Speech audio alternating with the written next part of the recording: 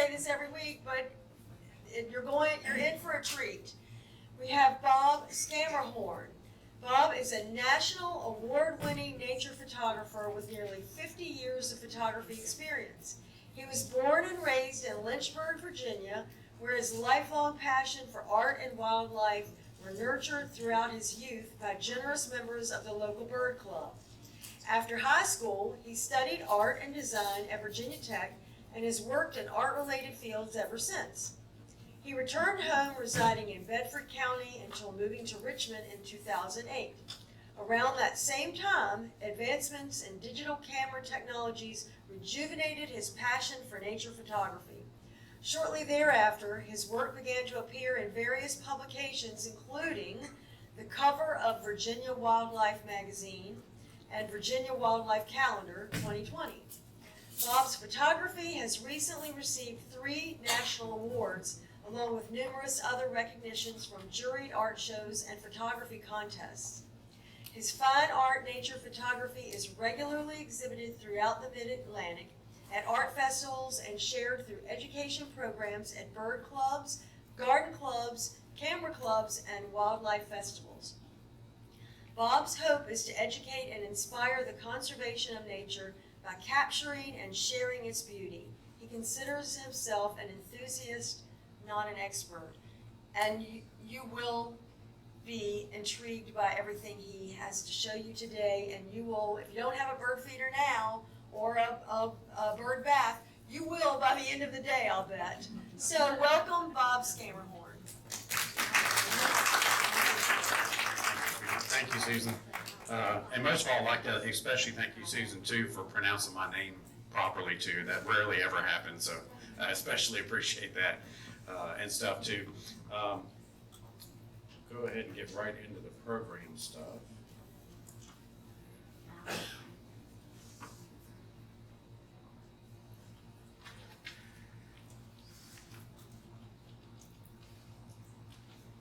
So I'm especially excited today. This is, of all the programs I do, I have about 12 to 15 different ones I kind of rotate to depending on the groups and stuff. This is by far my favorite. It's kind of a unique little niche in the photography world that began for me before I even moved to Richmond in Bedford County. And it's been almost like a decade and a half endeavor to take photographs at this one little watering hole. And in that is the expression of how much diversity and how important water is, even in a small way, in the environment. This is where it kind of all started at, back in Bedford County.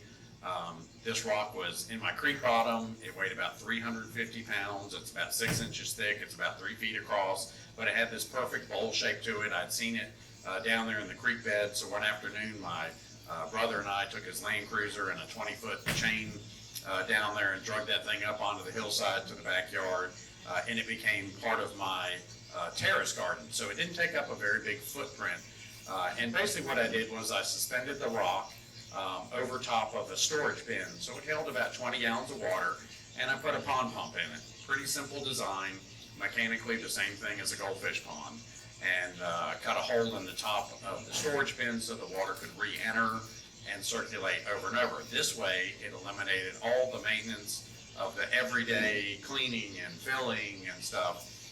So because of that, it was very consistent, and nature is very repetitive. So when you have a source you can go to and it's always there, you tend to go back to it just like we do. And this is an older video I found when I was cleaning up some files on my hard drive. Let me turn it down just a little bit here. There we go. So these are Cedar Wax Wings. So this is one of the first pictures I took in Bedford County at the bird bath there. It was really inspiring to me. This is a beautiful native bird we have here. They're primarily fruit eaters, but I just love the expression. You see the one bird there on the right is drinking, the other one's kind of on lookout. So it really, you know, a good photograph always sort of tells a story of some sort. Once I moved to Richmond, I live on the north side, right near Parham Road, and 95 on the way up on the north side. one of the first things I did was I built a new one. I did not move the 350-pound one from Bedford County. They wanted 26 cents a pound to move it, so it just wasn't economical to do. So I just started it over, but it's basically the same design. You'll notice as the birds' species names are listed, you'll see a number count there. But what I thought was interesting about this is here's that almost exact same scene as I started with from that first picture. 10 years later, 100 miles away, that same scene sort of playing out again with the Cedar Wax Wings. The local birds almost immediately began to use the bath. Of course, this is the blue jay here. Many of us know this bird. This is, they're really nature's alarm system. A lot of people are distraught by their loudness, but they really alert the other birds when the danger is in the area. That's one of their great functions in the environment. And of course, our state bird, the northern cardinal. This is part of a new series that I began photographing with this sort of splashing motion that really shows how much and how important it is for them to use the water. So the birds use the water for a lot of different reasons. The most important, as most of us, is hygiene is very important. This is the brown thrasher. He is a close member of two other birds, the mockingbird and the catbird. They are in a family known as mimics, and we have all three of them this time of year. I actually have all three of them this time of year in my backyard, but they are in the area now. I believe this pair just arrived on their spring migration into the area and are exercising, cleaning their feathers. Another reason that they need water, not just for hygiene, but it helps them maintain their feathers in good, effective condition for flight. So they are effective flyers. So here's the mockingbird, another close relative to the mockingbird. And then the third member of that mimic family is the catbird. These birds have just in the last month or so come into the area, and they're pretty much gray all over. They sing a very random sort of song. So American robins, so here's another common yard bird. These are birds that we often associate with the beginning of spring as far as their arrival. They are actually in Virginia all year long. They typically are in flocks during the wintertime though. So usually if you see a robin in the wintertime, you see a bunch of them like this, or because they're in a flock somewhere, you may not see any at all. In the spring, they disperse out, which is why you tend to encounter them more because their population has dispersed over a broader area. The males have a bit darker head, like the one over there on the right. Just in front and behind him are females with a little bit more grayish color to their head. The Carolina wren. These guys we have in our yard too. They're kind of you can almost set your clock to 5:30 a.m. because they are one of the earliest singers we have in the area stuff too. Another common bird that if you put out bird feeders is typically one of the first to show up is the tufted titmouse. And you can see this guy is really enjoying the water there, but not all birds necessarily like their picture taken when they're taking a bath.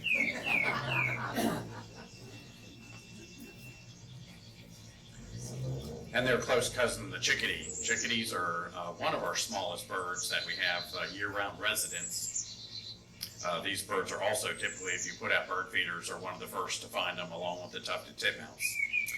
The eastern bluebirds, here's another bird that is learning to adapt to the urban settings. They've been known to be out in the country for a long time. I actually have a box in my backyard.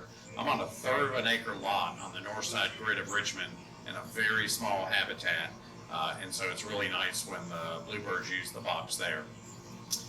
So this video was taken about 2 years ago. It's the Cedar Wax Wings again. These are typically found in flocks. If you listen to that kind of wheezy, sort of almost like dog whistle, wheezy sort of sound they make, that's a good way to locate them. And usually when I hear it, I just begin looking for fruit trees because they are primarily fruit-eating birds. So I look for a holly tree or some kind of a bush with berries. Mulberries is another one they eat this time of year. But notice as they come in and out, just last year, the National Audubon Society, in their annual photography competition, for the first time ever, had a video category. So I decided I would submit that video into the category. It came in the top 10, and the top 10 videos get archived on the national website on the video page for the contest. And then when they announced they had posted the videos, the editor pulled a still out of the video and printed it in the magazine. So that was kind of like a bucket list thing for me ever since I was a kid, to get a photograph published in the National Audubon magazine. So it was like a double winner on that one. That was my third national award. Moving on through our local birds that come down to the bird bath, this is the Downy Woodpecker. He is our smallest woodpecker. This is the Northern Flicker. They're in a medium-sized group of our woodpeckers. The males have that black teardrop there on their cheek, where the females do not. And the red Belly Woodpecker, another medium-sized woodpecker, quite a handsome bird. You'll be able to see when he turns a little bit, there's a little bit of reddishness there on his belly where he gets his name. This is not the red-headed. The red-headed has a full circle of red around its head. But these guys are so funny because they're the most awkward bathing birds. They almost sort of belly flop into the water. And I've seen them do this time and time again, so it's quite funny.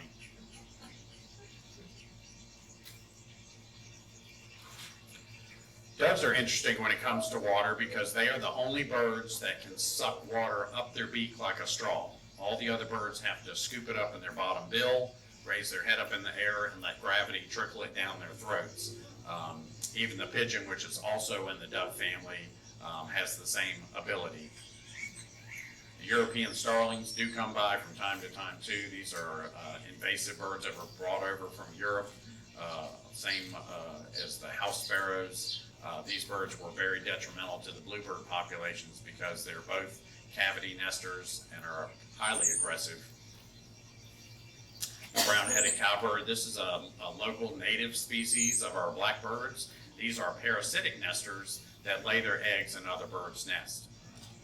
The common grackle, one of our larger blackbirds, of our native blackbirds, and they're actually quite beautiful and iridescent when the sun lights them up. This is a beautiful male. The red-winged blackbirds, you probably have more around here than I do on the north side, but I usually get a little bit in the late winter coming through at the bird feeders.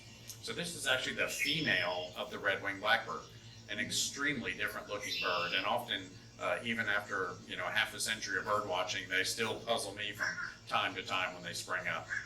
We have two species of crows here in Virginia. They come by the bird bath as well. This is the fish crow, which is the smaller of the two, and then the American crow. And crows are often known to come and wash their food in the water. So here's another purpose for water that you don't always think of right off the bat. The song sparrow, one of our local common yard bird with a beautiful song. And if you have feeders, you might get house finches with that sort of rosy color there around the tops of their head. Just on the males, the females are the same shape and color, just without the red. They're kind of brown and streaky though. The American goldfinch, this is one of my favorite yard birds. I do have a couple of bird feeders out. They seem to like the thistle and cracked sunflower mixture that comes together in a small finch feeder. These are other birds that hang around together in flocks. And goldfinches, like the Cedar Wax Wings, don't begin nesting until late July and August. They're the latest nesting birds that we have here in Virginia as well. Nearly all the other birds have almost finished before they even get started. Some have had 2 or 3 broods even, like the bluebirds. The eastern towhee, he's a large member of the sparrow family actually, but he's as big as a cardinal. And occasionally from time to time, even the birds of prey will use the water as well to come by for a drink. This is a young sharp-shin hawk.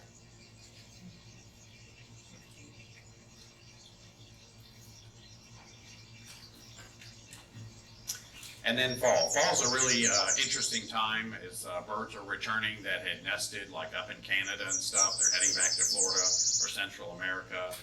This is one of the first migrants I ever had show up, the Nashville Warbler. And what would Nashville be without the Tennessee? So here's Tennessee Warbler also. Very fine pointy beak on this bird. So lots of these are birds that are they're in a group of some of our prettiest birds, but many of them do change coloration in the fall to more drab colors. Chipping sparrows, these are common birds out in the country and the open areas, like I always think of them up in Hanover, where there are a lot of open fields and that sort of thing. Each fall we get thrushes come into the area. The hermit thrush stays throughout the winter. They eat holly berries on our native holly trees that grow. They breed in western Canada, but they come here to winter on the east coast of North America during the winter time. Several of our berries on trees ripen in January and February. And every winter, one of my favorite little birds, the white-throated sparrows, come in. These birds have already vacated the area to their breeding season. I just love them because they have this wonderful cheery song, and they sing it all winter long, no matter how cold and dreary it is. They're still out there singing. And then the last 2 years in a row, we've had this guy show up. He's actually is a white-throated sparrow, but he has a genetic condition called lewistic, which kind of means almost completely albino, but not. He doesn't have the pink eye though. That can be partial and spotty, just more so in that bird. The dark-eyed junco, a lot of people, the common name for this bird is the snowbird, because they also are here only in the wintertime. The purple finch, this is a bird that was very common at my bird bath in Bedford County that occasionally we get in Richmond. They do prefer more the mountain region, as do the yellow-bellied sapsuckers, another bird that's only here in the winter. So we have 4 different kinds of birds, groups of birds in Virginia.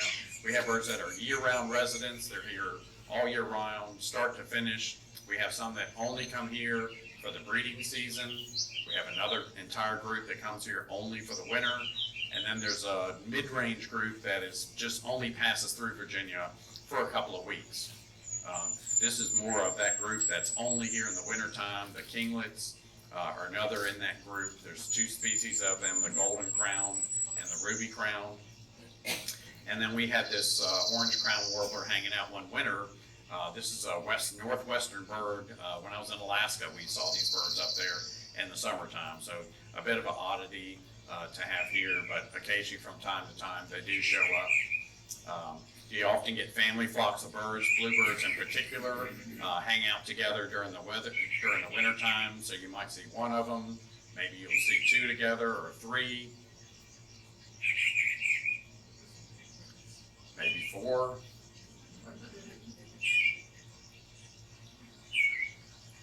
Or maybe even 5.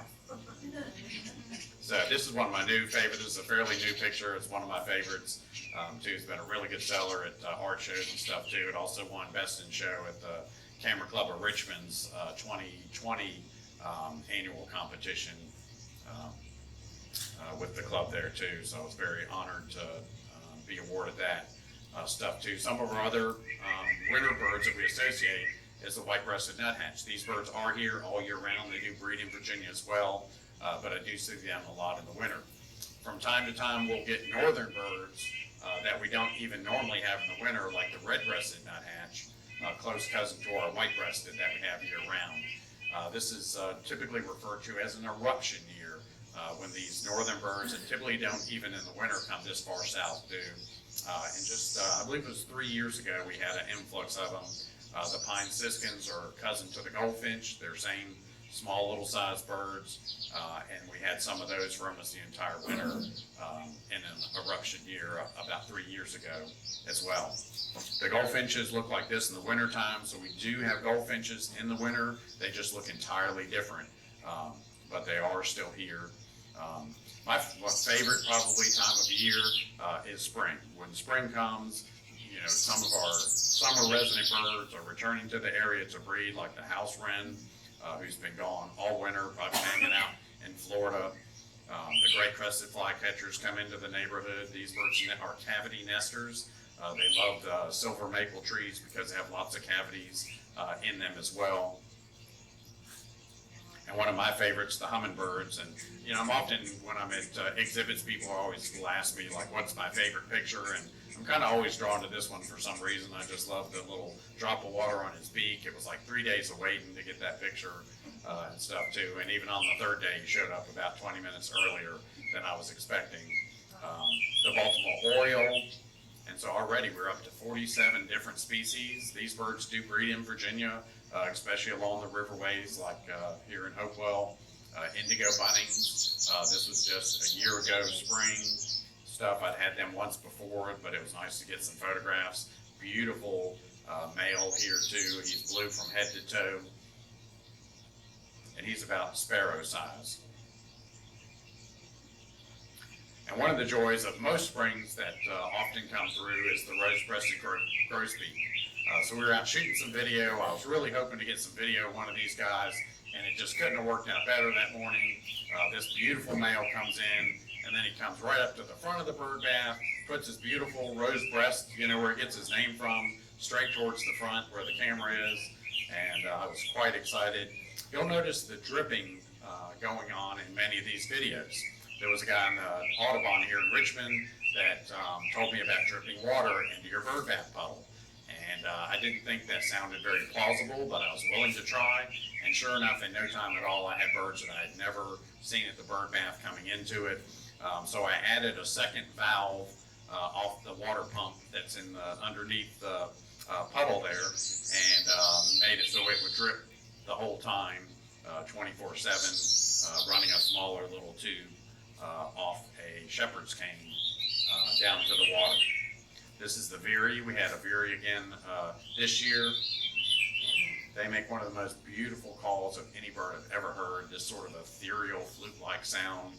They breed up in the Shenandoah, typically above 3,000 feet, which is actually where I'm headed after I'm done here. So, the summer tanagers. So the tanagers are some of our most gorgeous birds. They're up there with like the Baltimore Orioles and stuff. And I'd always wanted to get some pictures of the scarlet tanager, which is just this blazing, brilliant red bird with jet black wings. The red is so intense, the sensor on my digital camera hardly even knows what to do with it. It's so intense. But just an absolutely gorgeous bird. These birds do come to Virginia to nest. They're primarily fruit-eating birds, but they do feed insects to their youngsters, as do nearly all birds anyways. The field sparrow, another sort of out in the country bird, but here he is in my backyard. As I mentioned, I'm on a third of an acre lot in the north side grid of Richmond with 1,000 other third of an acre lots all around me with houses and stuff. We do have a good handful of mature trees there. So other birds that come in the spring that are the most exciting to bird nerds like me are the warblers. They are some of our most gorgeous birds. There's about 3 dozen different species in this family of birds. They're all small little sparrow-sized guys. As you see the yellow warbler there, yellow from head to foot with the beautiful red racing stripes. Here's the common yellowthroat. I had 2 or 3 of these come through this spring. And these are in that group that are only in Virginia, for the most part, 2 weeks. 2 weeks in the spring, 2 weeks in the fall, because they're going from Florida or Central America or even Northern South America or Mexico all the way to the boreal forest in Canada. Some of them do nest in Virginia, like the chestnut-sided, but they only nest above typically 2,500 feet, maybe like Peaks of Otter and up into the Shenandoah as well. The prairie warblers, I know there are places around here, I've heard them. They like young pine, little open areas with young pine trees in them because they like the caterpillars that eat the young pine trees. The American redstart, here's another gorgeous bird, jet black with this beautiful orange markings on it, orange notching there on its tail and big orange wing bar on there. And we probably had 3 or 4 of these this spring as well. Just absolutely beautiful little birds. So most of these birds, you can see there's a white-throated sparrow walking around in the background there, a little bit of a photo bomb there, but he's actually the smaller than that sparrow is, if you're familiar with that bird. The northern parula, another small little warbler with this beautiful yellow and rust markings on it, a little bit of a wing bar, and this beautiful sort of sky blue back on him. So not many birds will use the bird bath communally. Some of the flocks of warblers will show up with multiple ones. Obviously, we saw the Cedar Wax Wings and Bluebirds do it, but not many species will allow more than one bird in the bath at a time. This is the black-throated blue warbler. So this is one of those first birds that showed up when I started dripping water into the puddle. His close cousin, the black-throated green. When I was up in Maine at their Audubon Hog Island Society's location of property up there, we saw those breeding in the area. So they breed in northern United States along the U.S.-Canadian border. The blue-winged warbler nests in very few places. This is a bird that's really struggling along the Blue Ridge mountain range. The yellow-rump warblers are one of the most common warblers. These birds come through Virginia in their spring plumage, and they're here in the wintertime as well. But they do not breed in Virginia, but they're here about 3/4 of the year. In the wintertime, they're dull, kind of brown looking, same sort of colorations, but everything that's yellow and blue-gray on him and stuff is replaced with just sort of drab brown and tan colors. Notice how he can raise his little crest there, even though he doesn't have a crest like a cardinal. Birds can move every feather on their body. It's not just like they're wearing a feather jacket. You know, they can actually move those and raise them up and that sort of thing, which is always quite interesting. But you can see he's excited to be in the water.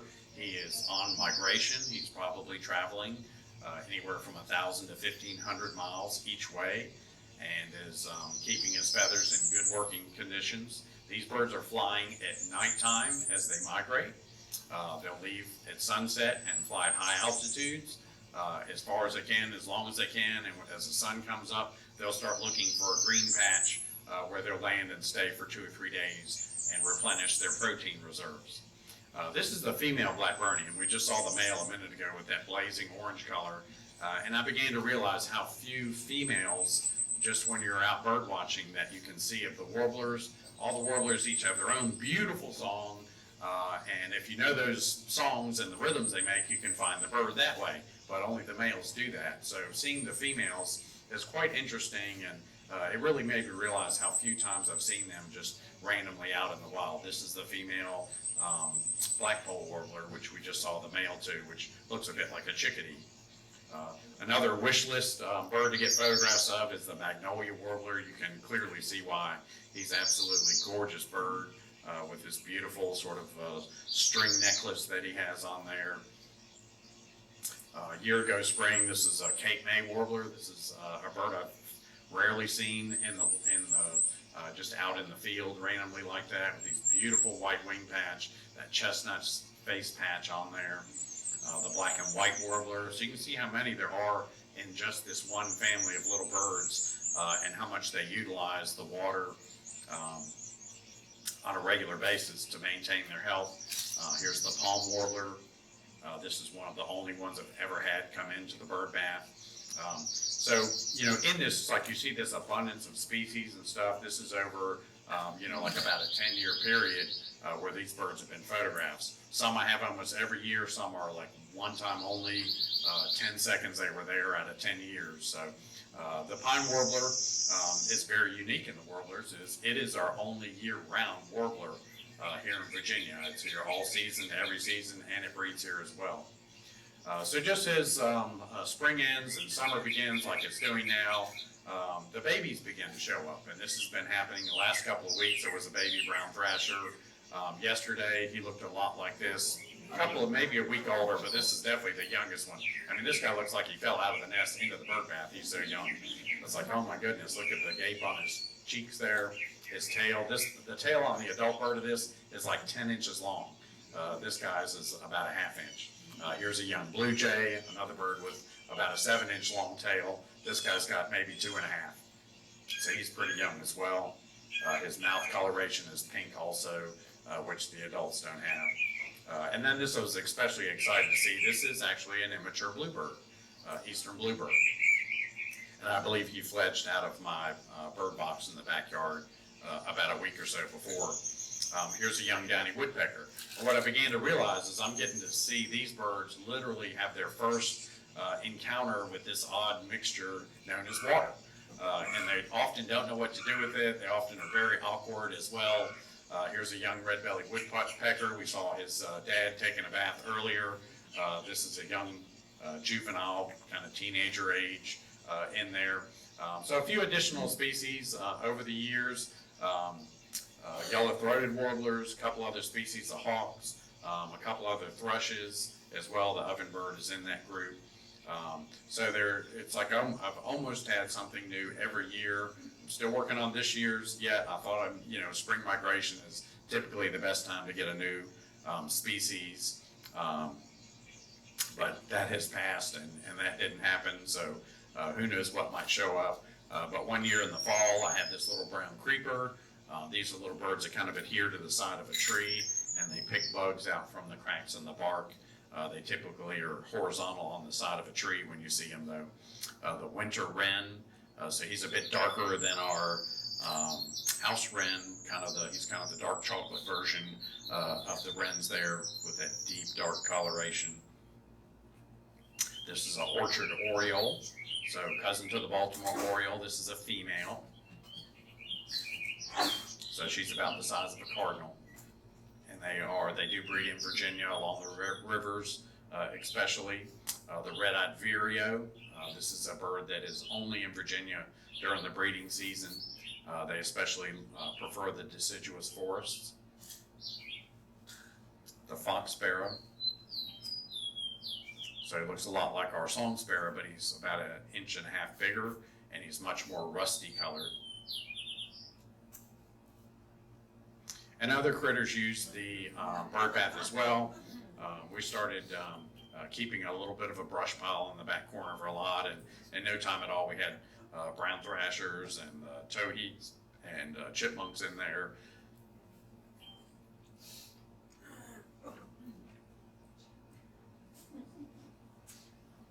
And of course we have, we have a couple of very large 100-year-old oak trees in the corner of my lot, and so we have a small herd of squirrels that live there too. And then this is from my Bedford County. I've had these in Richmond as well too. This guy was especially a pretty old possum here as well. I actually rescued one when I was a kid that got reared back to the wild eventually. And of course raccoons, commonly known as the trash bandit. And I've had these here in Richmond as well. And probably one of the oddest things I've ever had is a groundhog. This guy showed up. I think he's a young yearling pup, late in the summer. He's kind of mid-sized guy, but would show up from time to time for a drink there at the bird bath. So just to show you, that all this isn't filmed at the National Wildlife Refuge. This is where my backyard is in Richmond.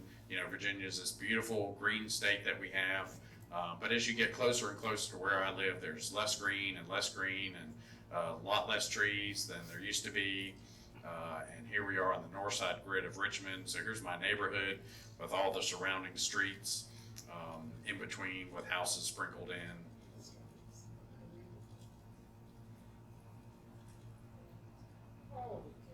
So here's my yard here too. That's it right in the center there. There's my neighbor's white car on the left there too. And the red circle is where that bird bath is located, just off our patio.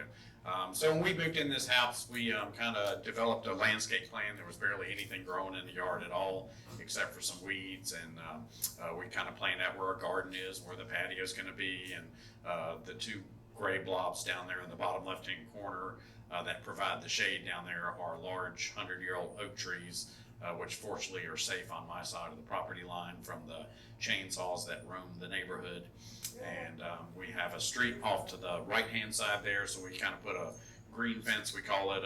We put a line of trees down there to sort of soften both the movement of the cars and the sound. Both. I also took into consideration when I selected a spot of where it's a good place for the birds to be safe. But leave it to the Carolina wren to figure out this thing is rigged. They're quite inquisitive little birds. You'll often see them up in your eaves. They eat a lot of spiders, which is often why you see them poking around in odd places in your grill and stuff like that. So here's kind of the final design of the way my friend calls it the bird spa has worked out. It still has the rock and the reservoir with about 20 gallons of water.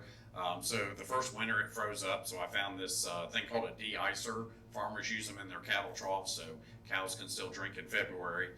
Keeps it from freezing. I added a strainer to keep mosquitoes from being able to access the water so they cannot breed in the water, and a filter box which helps keep the water clean. And then the addition of the second valve which pumps water up the shepherd's cane and causes the dripping effect. So still just the one pump running both little water systems.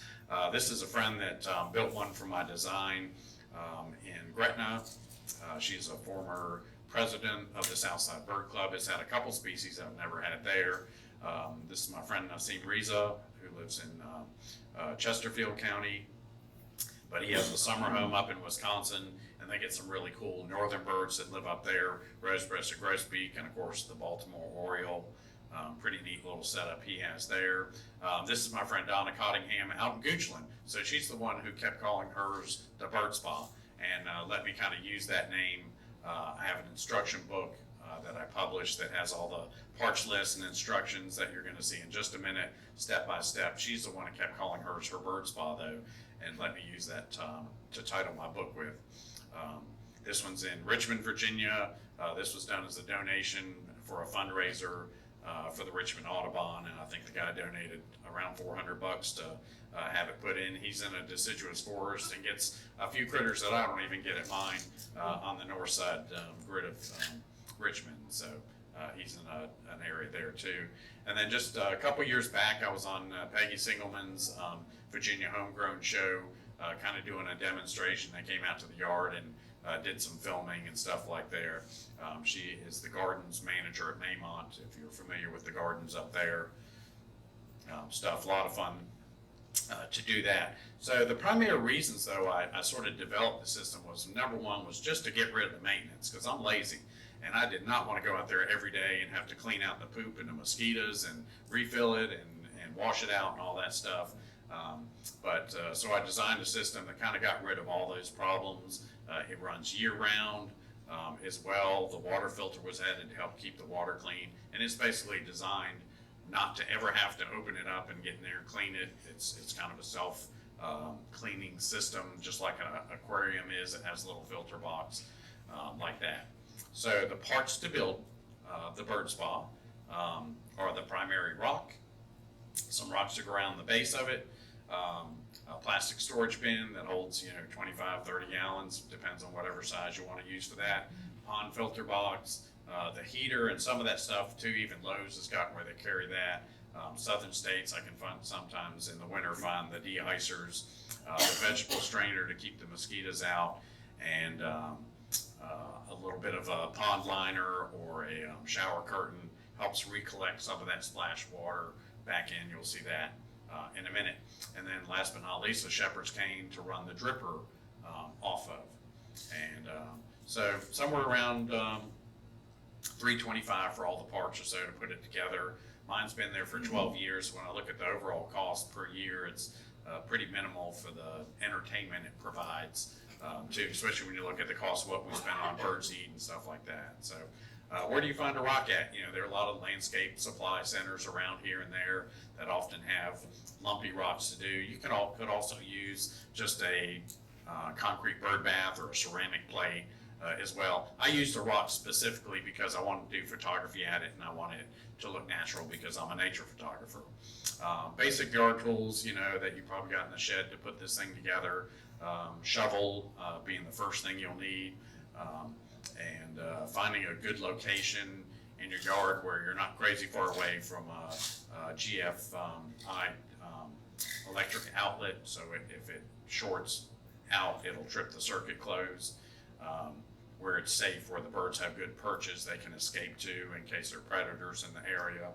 So the first thing, basically the only digging you have to do is however big your box is.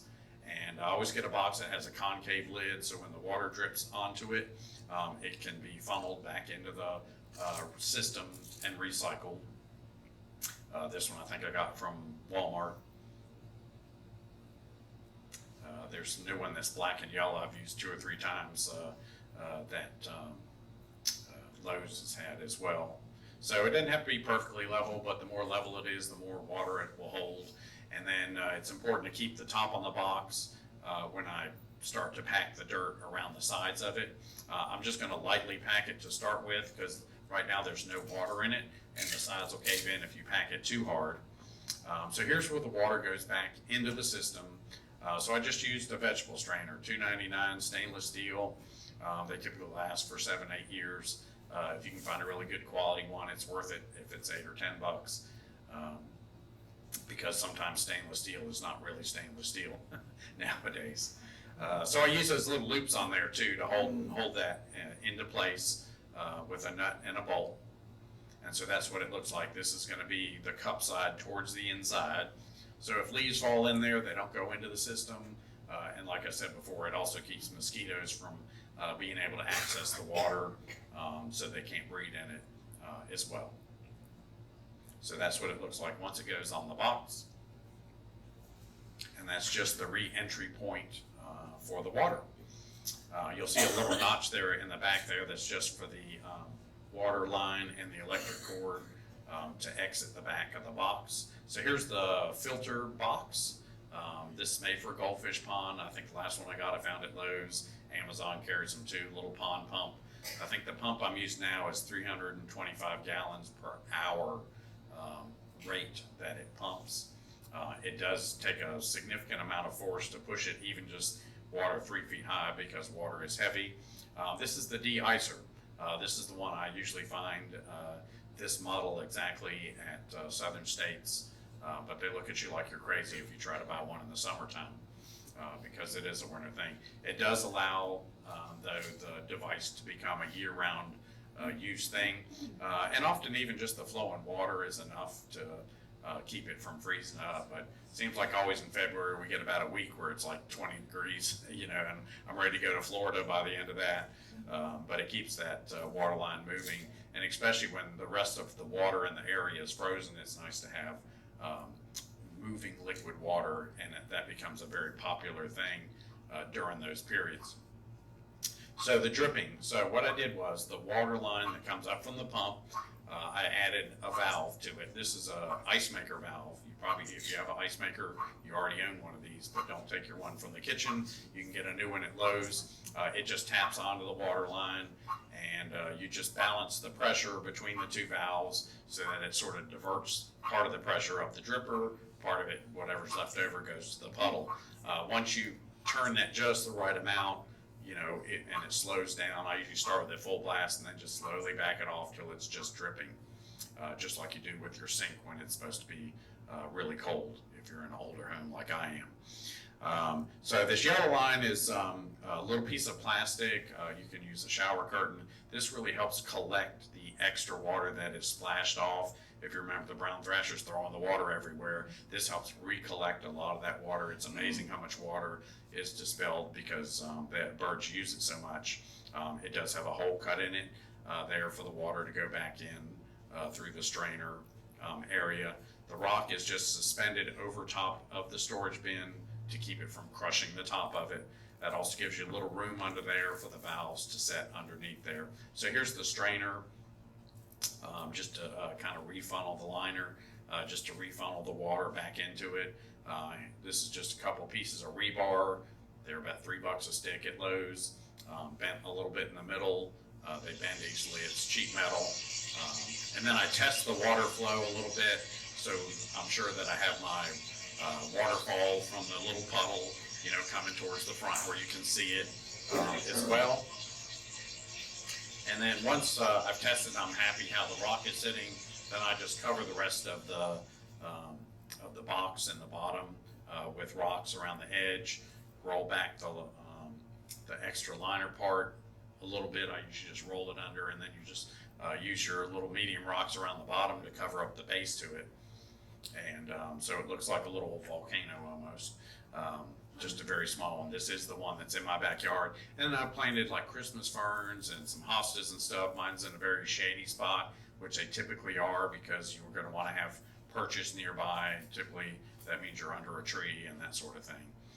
And but we enjoy ours. Ours is about 30 feet out from our sunroom, so that we can enjoy it. It's far enough that the birds are happy that it's the distance it is as well. Maintenance wise is just, you know, it does get used a lot, so you do get some fecal matter on the surface to it that needs to be washed off from time to time. It's easy to clean because the surface stays wet, because the dripping water keeps the surface wet when it drips. So pretty easy to do, topping off the water from time to time. I've got where I just keep a 5-gallon bucket under my gutter spout off my shed, and anytime it gets filled, I just dump it in there. This is one of my favorite toys, which is one of the reasons I know why so many birds come to it. It's a security camera. And for me, this is a much better use. I'd rather look at birds than criminals any day. And so I have one of my security cameras on my system. The birds don't seem to mind it's there at all. I love this system in particular because it has audio. And when I just have one camera on, it picks up the bird songs in my backyard.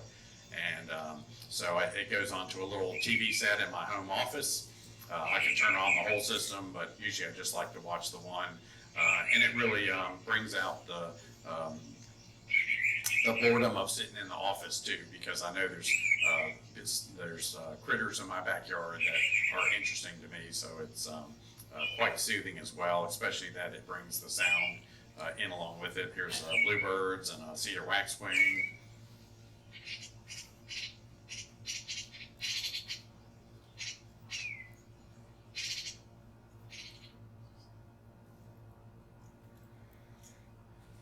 So people are always asking me about my photography equipment. I'm a Canon guy. I'm currently shooting a Canon 5D Mark III body. It's not one of the new mirrorless ones, which is quite amazing in itself. Most of these were taken with a 400 millimeter 5.6 prime lens. I must always use a tripod whenever possible, especially with most of these. And some of the videos were shot this way from a small hunting blind. My wife does photography too, so sometimes we go on a blind date here. Especially during spring migration, we'll get a couple of weeks where it's just like crazy, the birds that are coming into it. But really want to thank you all for having me out to share my little story of what happens when you add a little water to your backyard environment. I have been working on a book that is all bird bath images as well. And like I said, this is really one of my favorite and I think prettiest programs of all. Just a little shameless self-promotion here. During the pandemic, my first big project was to build my website. It now has, you know, if you like chickadees, there's a whole gallery of chickadees. You can go right to Chickadee page or Great Blue Heron or Bald Eagle or whatever. That way, there's also mammal galleries. There are different styles of galleries too, coastal. The stuff I exhibit at art shows regularly are on there as well. I do exhibit my work. I think I'm doing 30 exhibits this year. I'm now in 3 different galleries across the state, and I always have a list, schedule on there of what show I'm at next. I do have the instructions on how this bird bath system is put together if you have interest in putting one of your own. Those booklets are available on my website along with note cards. Usually I would have more of this stuff with me and stuff too, but I'm suffering from success a little bit of my last couple of exhibits have kept me jogging.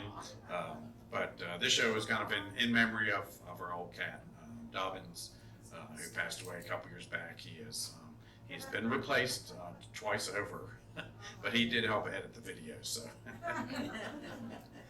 but really appreciate y'all having me out to show this work. I do want to show you one more thing.